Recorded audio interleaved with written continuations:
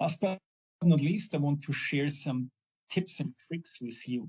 So I apply numbing cream in the face because the treatment should be comfortable.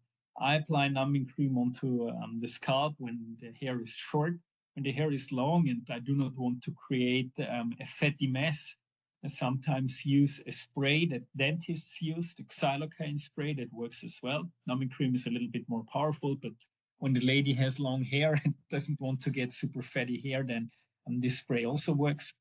I'm using very small needles for injection into the skin, 33 or 34 gauge, usually 33 for millimeter. For the lower lid area to avoid bruising, I'm using a 27 gauge blunt tipped cannula. And the cannula also has another effect, some subcision there, which is beneficial.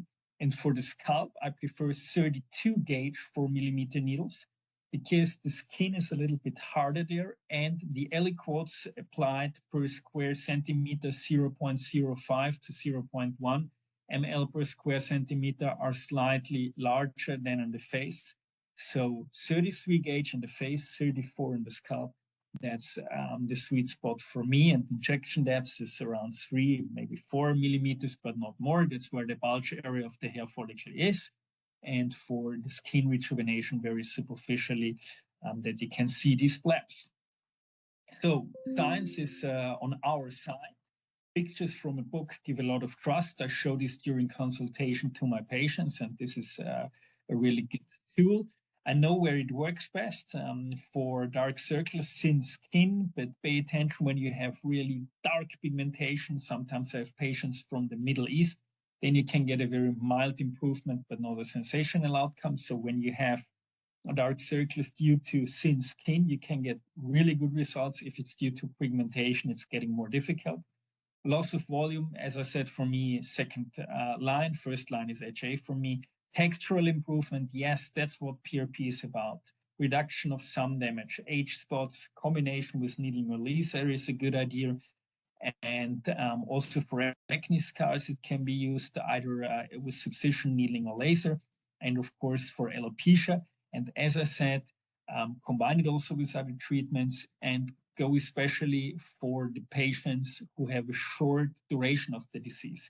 Those who are Hamilton-Norwood 5, well, it's too late, actually. It's time for a hair transplantation. But Hamilton-Norwood 1, 2, 3, that's a good indication. Positioning and marketing, as I said, HA off the shelf, placed on the periost or deep dermal, correction of deep folds. Botulinum toxin for me is brilliant when it comes to the glabella or to the forehead for mimic folds injected into the muscle. And there's still enough space for ACP. Skin rejuvenation in the entire face, textural improvement, strengthening of the skin, intradermal application. As you can see, I'm doing a lot of ACP. I inform my patients about it, and frequently this is an add-on treatment. So the patient comes for Botox, and I say, well, we could do something for your skin as well, because aging skin, the glow of the skin is really important.